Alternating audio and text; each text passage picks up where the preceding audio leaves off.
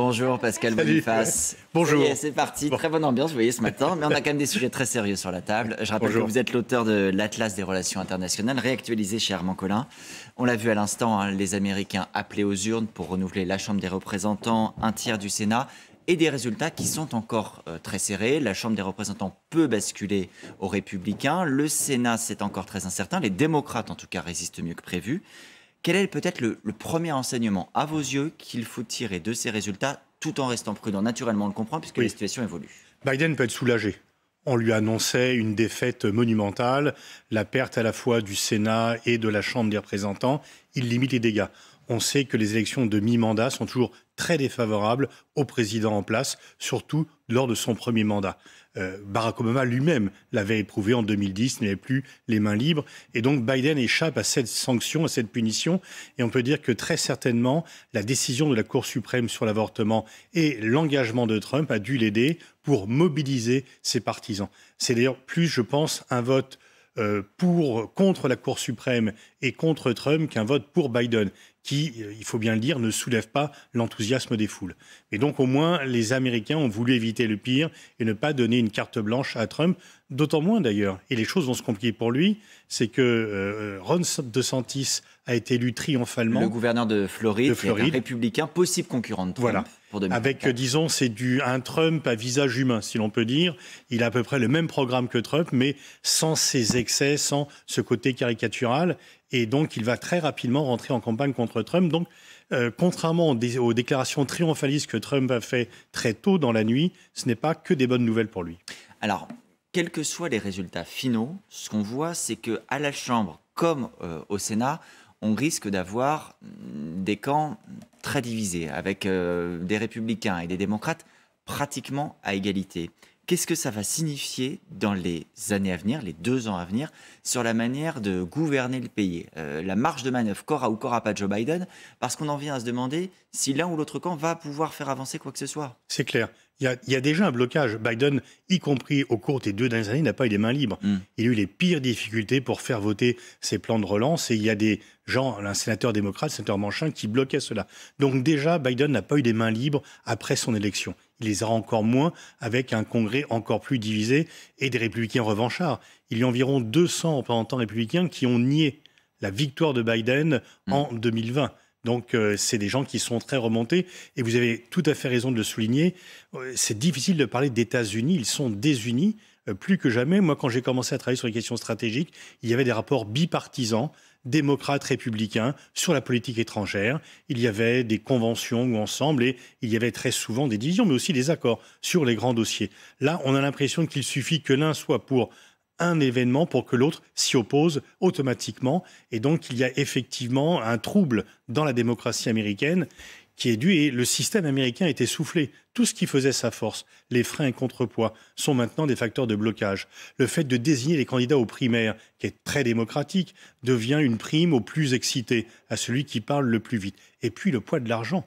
17 milliards de dollars ont été dépensés au cours de cette campagne électorale. Alors, tout confondu pour les sénateurs, les représentants et les gouverneurs, mais quand même. Et quand vous faites uniquement une campagne électorale, principalement avec des publicités souvent négatives, et pas tellement pour promouvoir un projet ou avoir un débat. Dénigrer l'opposant, voilà, bien souvent. Ça crée une ambiance tout à fait délétère.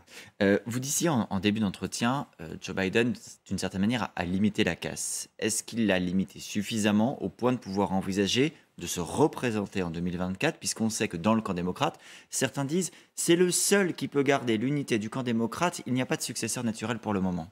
Oui, enfin, il serait préférable qu'il ne se représente pas. Il a quand même déjà ce que l'on peut qualifier pudiquement de troubles cognitifs. Quand il demande 3 fois dans une réunion où est une personne qui a été citée plusieurs fois auparavant parce qu'elle est morte, quand des fois il semble un peu perdu, il a quand même 80 ans, il aura 82 ans l'an prochain.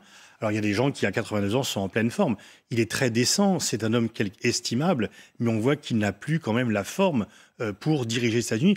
Et Trump en profite d'ailleurs, parce que Trump, qui pourtant n'a que 2 ans de moins que lui, fait une différence entre lui, le mâle alpha dominant, et Sleepy Joe, et qui ne risque pas de se réveiller beaucoup dans les 2 ans qui viennent. Alors bien sûr, c'est lui qui maintient l'unité du camp démocrate, qui a été d'ailleurs désigné pour cela, pour éviter que Bernie Sanders soit désigné comme candidat. Qui est la frange la plus radicale. Qui est la frange très à gauche du Parti démocrate, ce qui a effrayé la machine démocrate. Donc on sait, il y a une mobilisation pour éviter le vote Sanders. Mais là, honnêtement, alors le problème, c'est qu'il n'y a pas de relève. C'est qu'on ne voit pas de figure démocrate sortir. Mais aussi, les États-Unis sont un pays où on se rappelle de Jimmy Woo pour Jimmy Carter, qui était inconnu avant de remporter les élections en 80. Qui connaissait Bill Clinton en 90-91? Personne. Et qui connaissait Obama avant son élection? Donc, il y a des gens qui peuvent sortir, effectivement, très rapidement dans le système américain. Alors, il y a aussi l'ancien président Donald Trump. On y faisait allusion tout à l'heure. On l'a entendu dans les matins LCI. Lui, il revendique des chiffres incroyables, exceptionnels. Avant même l'élection, Joe Biden avait mis en garde en disant « Attention, la démocratie est en danger. Certains candidats ne s'engagent pas à reconnaître les résultats. Nous sommes sur la voie du chaos en Amérique. Si les résultats que l'on voit ce matin se confirment, c'est-à-dire si on est sur des résultats très serrés, est-ce qu'on n'est pas précisément dans la configuration qu'évoquait Joe Biden avec un risque d'accusation en illégitimité, voire en fraude de la part des républicains? On peut penser que le scénario est écrit à l'avance et ça sera la répétition de ce qu'on a vu en 2020, effectivement. Et Barack Obama, dans le meeting qu'il a fait en Pennsylvanie, a insisté sur cela, sur le danger qui pèse sur la démocratie américaine. Et on peut dire qu'il y a une double peur. Les démocrates craignent que Trump et les républicains mettent à mal la démocratie. Les républicains sont persuadés que si les démocrates gouvernent les États-Unis, ils vont mettre à mal la nation américaine. Et donc, en fait, il y a vraiment des peurs. Chacun ne fait plus confiance à l'autre. Mais effectivement, on peut craindre qu'il n'y a pas eu de violence cette nuit. C'est déjà une bonne chose. Dans un pays où 300 millions d'armes à feu circulent, mais il n'est pas exclu qu'il y en ait par la suite. Mais effectivement, Trump a finalement écrit le scénario. Il proclame des résultats gigantesques. Ils ne sont pas à la hauteur. C'est donc les autres ont triché.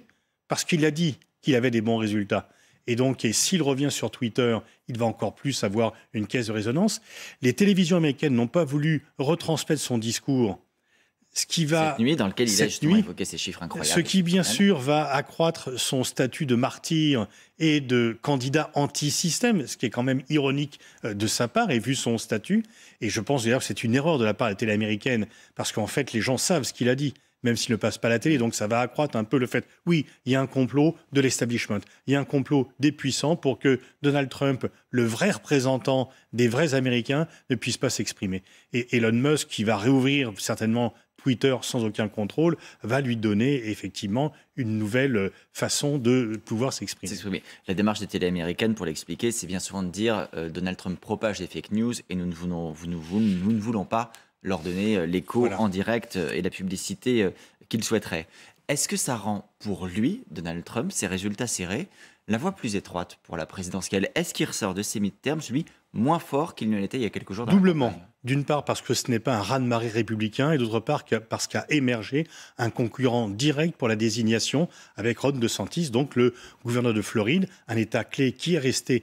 Ron DeSantis a gagné 20%. Par rapport, il a été élu très faiblement la dernière fois. Et là, il a eu 20 points d'avance sur son concurrent. Il n'aime pas Donald Trump, il est un concurrent direct. Et dans son discours d'après-élection, il a très vite montré qu'il avait d'autres ambitions et que ce qu'il avait fait pour la Floride, il voulait le faire pour les États-Unis. Rappelons qu'il n'avait pas accepté de rendre obligatoire le port du masque, qu'il n'avait pas accepté le confinement. C'est lui qui a chargé des émigrés dans des bus pour les envoyer à New York en disant « on n'en veut pas chez nous, vous les bobos new-yorkais, prenez-les ». Donc il a un programme qui n'est pas très éloigné de Trump, mais sans ses excès et sans l'arrogance, enfin, disons, sans les excès et les déclarations à l'emporte-pièce de Trump. Il y a quelques jours, on a relayé ces déclarations du fondateur de la milice russe Wagner, Evgeny Prigojine, à propos du scrutin américain, reconnaissant des ingérences. Il disait la chose suivante: nous sommes ingérés, nous le faisons et nous allons continuer de le faire avec précaution, précision, de façon chirurgicale, d'une manière qui nous est propre. De votre point de vue, même si on n'a pas d'éléments tangibles, est-ce que c'était une manière plutôt d'instiller le doute, de déstabiliser, ou est-ce qu'il y a potentiellement des traces, des preuves qu'il y a eu ingérence russe dans cette campagne de midterm? Alors on sait que les boîtes à trolls ont fonctionné, on sait que la stratégie c'est de pousser un peu les opinions extrêmes pour qu'il n'y ait plus d'entente, et en même temps je crois que là Prigojine met de l'huile sur le feu en disant c'est nous qui vous nous manipulons. Donc ça va accroître le trouble des Américains, qui vont se dire mais qu'est-ce qui se passe? Nous sommes dépendants d'ingérence russe. Donc les démocrates vont dire oui, Trump c'est le candidat des Russes et c'est l'homme de Poutine, Poutine veut le mettre en avant. Et les républicains vont dire mais pas du tout, et qu'est-ce qui se passe? Et donc là, on peut dire que Prigojine fait une provocation. Parce que quand vous vous ingérez pour faire une manipulation, vous ne vous en vantez pas. Vous le faites discrètement. Quand vous faites une opération de ce type, c'est pas pour le proclamer sur le toit. Et donc le fait que Prigojine le fasse, c'est vraiment pour ajouter de la division, parce qu'ils ont bien vu que les Américains sont divisés, que s'il y avait une cessation de l'aide à l'Ukraine, ça arrangerait tout à fait et Poutine et Prigojine. Et donc c'est une façon de jeter encore un peu plus le trouble et le manque de confiance dans le système démocratique américain. Cette campagne, sur le plan national aux États-Unis, elle s'est beaucoup faite sur les questions de sécurité, d'immigration. Nous, Européens, ce que nous avons surtout surveillé, c'est les positions sur l'Ukraine et l'aide à l'Ukraine. Il y a quelques heures, le président ukrainien Volodymyr Zelensky a exhorté les Américains à maintenir, je cite, une unité inébranlable jusqu'au rétablissement de la paix. Est-ce qu'il faut attendre, est-ce qu'on peut attendre, est-ce qu'on doit attendre un changement d'attitude américaine sur l'aide face à l'Ukraine? Il faut dire qu'il y a quelques jours, Joe Biden lui-même, d'après le Washington Post, a commencé à faire pression sur Volodymyr Zelensky en disant on ne pourra pas aider éternellement, surtout qu'à un moment, des États vont commencer à trouver que ça fait beaucoup et que ça dure très longtemps. On craignait du côté ukrainien que si les républicains l'emportaient massivement, l'aide américaine cesse d'être massive. Là, ce n'est pas le cas, mais il devra de plus en plus difficile pour Biden de soutenir. On n'a pas parlé d'Ukraine pendant la campagne électorale. Ça n'a jamais été évoqué. C'était pas le problème, c'était l'insécurité, c'était l'inflation. Mais certains vont lier l'inflation avec la guerre en Ukraine, bien sûr. Alors même si les On rappelle qu'elle est à 8% aux États-Unis, l'inflation, c'est encore plus que chez nous. Oui, donc c'est vraiment, et ça les concerne directement. Il y a des gens qui sont effectivement en difficulté. Et donc avec une opposition républicaine, disons, plus tenace, il va être peut-être difficile pour Joe Biden qui lui-même se méfie un peu de Zelensky, pense que la volonté de Zelensky de reconquérir son territoire est saine, mais la volonté de reconquérir la Crimée, donc de ne pas s'arrêter aux frontières de 2024, mais d'aller de 2022, pardon, mais d'aller jusqu'à ce qui a été perdu en 2014, peut être dangereux. Il commence à y avoir des doutes aux États-Unis. Pour l'instant, il trouvait que tout ceci était très bien, que cela affaiblissait la Russie, que c'était une bonne chose. Mais là, il commence un peu à se poser des questions. Donc, les Américains ont dit encore, l'ambassadrice américaine a dit encore que l'Ukraine était dans le siège avant pour conduire les négociations et qu'il n'y aura des négociations que si l'Ukraine veut négocier. Mais il est évident que le jour où les Américains disent bon, on va un peu diminuer l'aide, la volonté de Zelensky sera plus forte de négocier. Ce que vous nous dites, en fait, c'est que indépendamment même du résultat de ces midterms, indépendamment de la question du score des républicains, il y a chez les démocrates et chez Joe Biden une volonté de potentiellement revoir l'aide pour la suite. En réalité, elle pourrait être diminuée. Elle pourrait être diminuée, en tous les cas être moins durable. C'est ne pas avoir cette ampleur sur la longue durée, parce qu'il y a aussi des besoins aux États-Unis qui sont rappelés et que les électeurs américains vont se dire, ils préparent 2024. Et en 2024, le candidat démocrate, quel qu'il soit, ne pourra pas se voir reprocher qu'on ait sacrifié des comtés américains au profit de l'Ukraine. Donc, il y a un risque, effectivement, de dire, bon, là, maintenant, ça commence un peu à durer. Il faut peut-être trouver une solution parce que tout commence un peu à finalement à s'effriter. Et puis aussi, la leçon, c'est que au moment où les Européens disent tous, il faut s'en remettre à l'OTAN, il n'y a que l'OTAN qui peut nous protéger, on n'est quand même pas à l'abri d'un vote dans un swing states américain qui peut désigner Ron DeSantis ou si Trump revient au pouvoir en 2024, il y aura quand même des problèmes à tout confier à l'OTAN par rapport à ces déclarations. Donc en fait, le problème des États-Unis, c'est leur fiabilité politique sur le long terme, parce qu'ils peuvent changer radicalement de politique selon finalement le vote dans 1, 2 ou 3 des 50 États, avec peut-être des votes à quelques milliers de voix seulement. Et donc, ça fait quand même réfléchir. Je voudrais votre regard également sur une petite musique qu'on entend depuis quelques jours, sur le rapport entre Américains et Européens au sujet de cette guerre, avec l'idée que les États-Unis pourraient, d'une certaine manière, contribuer à déstabiliser encore davantage l'Europe, qu'ils nous auraient embarqués, nous, Européens, dans leur stratégie qui sert leurs intérêts, avec des conséquences directes pour nous. Les Européens aujourd'hui sont divisés, l'économie allemande est déstabilisée. Par voie de conséquence, on voit aussi que le couple franco-allemand est fragilisé. Est-ce que l'Europe, à vos yeux, se retrouve embarquée dans une stratégie américaine malgré elle? Non, c'est pas malgré elle, elle le veut. Elle le souhaite. Le fait de manière consentante. Voilà, et tous les Européens ont sauté à pieds joints dans la stratégie américaine en pensant que seul Washington peut les protéger, qu'il y a une menace russe qui est existentielle, qui est trop forte et qu'il est vraiment nécessaire de suivre les Américains et que cela vaut quelques sacrifices. Et effectivement, vous avez notamment les pays, la Pologne, les pays baltes, qui mènent le bal un peu en ce moment en Europe. On peut dire que la France et l'Allemagne semblent vouloir s'excuser d'avoir continué à négocier avec la Russie trop longtemps, n'osent plus tellement mettre en avant leur propre position et que les autres pays qui les mettent en accusation pour avoir négocié avec la Russie mènent le bal et eux sont tout à fait pro-américains et sont très heureux de recevoir des fonds structurels européens pour pouvoir acheter des armes américaines. Donc aujourd'hui, les leaders idéologiques de l'Europe, c'est plutôt la Pologne et les pays baltes que l'Allemagne et la France. Oui, mais parce que nous le voulons bien et que nous n'osons plus affirmer nos positions. Il faut peut-être quand même revoir, nous ne sommes pas coupables, la France et l'Allemagne ne sont pas coupables du fait que la Russie ait déclaré la guerre à l'Ukraine. Ils ont prôné le dialogue, mais on n'a peut-être pas suffisamment pris en compte certains intérêts russes mais dans le passé, je veux dire, mais la guerre est inexcusable, effectivement, c'est une faute tragique et une erreur monumentale de Poutine, mais le fait d'avoir maintenu un contact avec la Russie n'est pas ce qui a déclenché la guerre. Quelle idée, à vos yeux, se font aujourd'hui les États-Unis de leur relation avec l'Europe? Est-ce que c'est un vassal, une dépendance? Est-ce que c'est une relation d'amitié, d'intérêt? Quel serait le bon qualificatif? Il y a un peu de tout ça. Il y a de l'amitié, il y a de l'intérêt et il y a quand même le sentiment que c'est eux qui mènent le bal et que nous doit suivre parce qu'eux, ils ont une vision globale et que nous sommes dépendants d'eux. Ce qui est vrai puisque nous le voulons. C'est une dépendance volontaire. C'est nous qui assumons cette dépendance. Si nous voulions être indépendants, nous avons les moyens. Mais on n'a pas les moyens, je dirais, intellectuels ou la volonté de le faire. Parce que, je veux dire, l'armée russe montre quand même qu'elle n'est pas extrêmement efficace. Le moins que l'on puisse dire, c'est que la menace militaire russe sur l'Allemagne et la France, ils ne sont pas capables de garder le Donbass, ils ne vont pas les conquérir l'Allemagne en passant par la Pologne. Mais on a le sentiment qu'on a besoin de la protection américaine, parce que c'est comme ça depuis 1949, qu'on n'a pas beaucoup évolué. Et ce qui peut faire réfléchir, est-ce que les Américains vont nous entraîner dans leur stratégie à l'égard de la Chine? Est-ce qu'ils vont nous obliger ou nous menacer de couper nos contacts économiques avec la Chine parce qu'eux vont partir en croisade, même s'ils ont eux-mêmes des relations économiques très développées avec la Chine? On voit bien que le chancelier Scholz est allé en Chine, il achète beaucoup d'armes américaines pour se faire pardonner, et en même temps, il veut maintenir le contact avec la Chine, qui est son premier partenaire commercial. Et l'Allemagne, il est un des rares pays qui a un excellent commercial à l'égard de la Chine.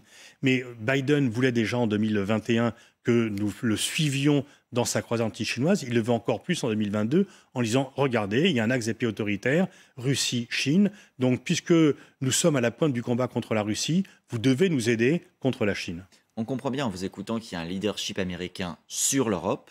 Est-ce qu'il y a toujours un leadership américain à l'échelle du monde? Ou est-ce que cette ère de la domination américaine est déjà terminée, qu'on est déjà entré dans le multilatéralisme? Il n'y a plus que l'Europe qui suit les États-Unis. On est seul à les suivre aussi docilement. La Turquie, par exemple, alors qui n'est pas dans l'Union européenne, mais qui est dans l'OTAN, achète du gaz à la Russie en payant en roubles. Aucun pays européen n'oserait faire ça. L'Arabie saoudite, pourtant très liée aux États-Unis, a accepté, en accord avec la Russie, de diminuer sa production de pétrole, alors que Biden lui demandait de l'augmenter. L'Arabie saoudite tient tête aux États-Unis.